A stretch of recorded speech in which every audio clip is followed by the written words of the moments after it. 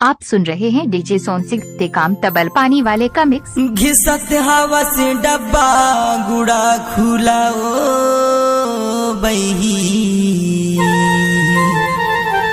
घिसत हवा से डब्बा गुड़ा खुला। नहीं है संभार करिए बोतल मगा, मैहा नहीं है संभार करिए बोतल मगा। ए बाई काबर ते दिन भर गुड़ा खुला घिसत रही थसो? तहुआ तो दिन भर दारू ला पियत रही थास।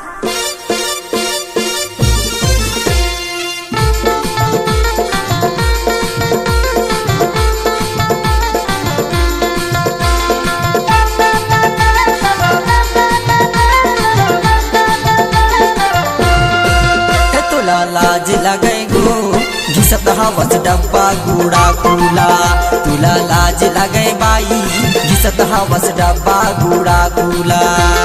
घिसत हवस डब्बा गुड़ा खुला, टूरी घिसत हवस डब्बा गुड़ा खुला। घिसत हवस डब्बा गुड़ा खुला, जोड़ी घिसत हवस डब्बा गुड़ा खुला। तुला लाज लगे रे नहीं है संभार करिए बोतल मगा, तुला लाज लगे रे नहीं है संभार करिए बोतल मगा।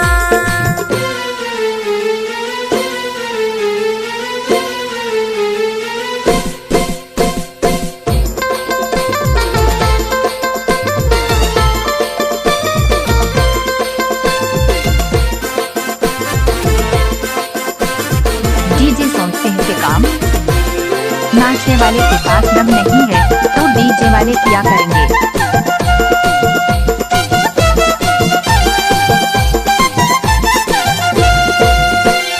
चिड़िया छापी बूढ़ा को घिस घिस बनाए, चिड़िया छापी बूढ़ा को घिस घिस बनाए। बिन पानी अली गली मुहला रंगाए, तुला लाज लगे तुला लाज लगे वो घिसत हवस डब्बा गुड़ा खुला। तुला लाज लगे बाई घिसत हवस डब्बा गुड़ा खुला।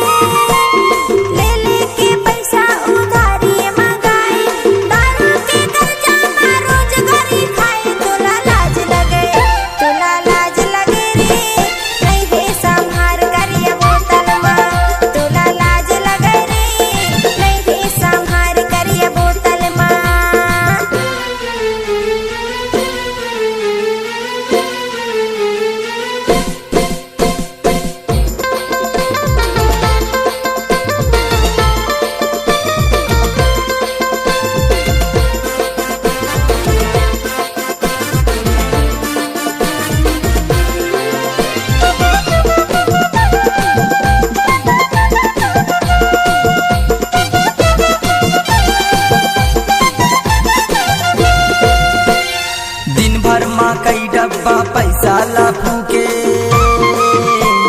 दिन भर माँ कई डब्बा पैसा ला फूके। खाना पीना तय बनाए मझोटा माथी के, तुला लाज लगे तुला लाज लगे बाई घिसत हवस डब्बा गुड़ा खुला। तुला लाज लगे ओ घिसत हवस डब्बा गुड़ा खुला।